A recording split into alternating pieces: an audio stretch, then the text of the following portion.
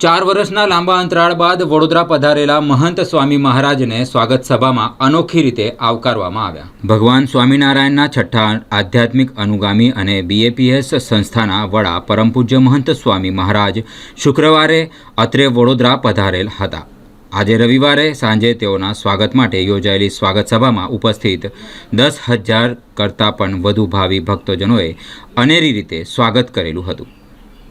દરેક ભાવિ ભક્તોના મનમાં એક ઈચ્છા હોય કે ભગવાનને કે ગુરુને પોતે હાર તોરાથી સન્માને, પોતે પોતપોતાના ભાવતા ભોજન ભગવાનને કે ગુરુને અર્પણ કરે અને ભગવાન કે ગુરુની આરતી ઉતારે.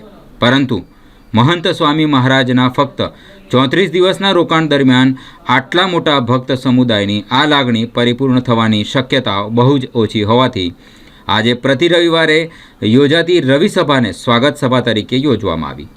પૂજ્ય સંતોએ તમામ ભક્તોની અપેક્ષાઓને પૂર્ણ કરવા માટે કરેલ અભિનવ આયોજન મુજબ તમામ ભક્તજનો પોતે પુષ્પમાળા પણ લઈને આવ્યા હતા, પોતાને મનપસંદ વ્યંજન પણ લઈને આવ્યા હતા અને આયોજન પ્રમાણે સમૂહમાં ઉપસ્થિત તમામ ભક્તજનોએ પોતાના સ્થાનેથી જ ભગવાનને અને ગુરુને પુષ્પમાળા અર્પણ કરતા હોય તેવું અદ્ભુત દ્રશ્ય સર્જ્યું હતું.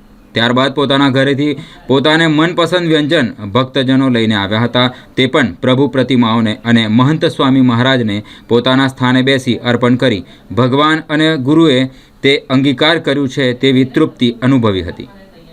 અંતમાં એક સાથે 10,000 ભક્તોએ સમૂહમાં ભગવાનને આવકારતું કીર્તન ગાયું હતું અને અંતે સમૂહ આરતી કરી હતી.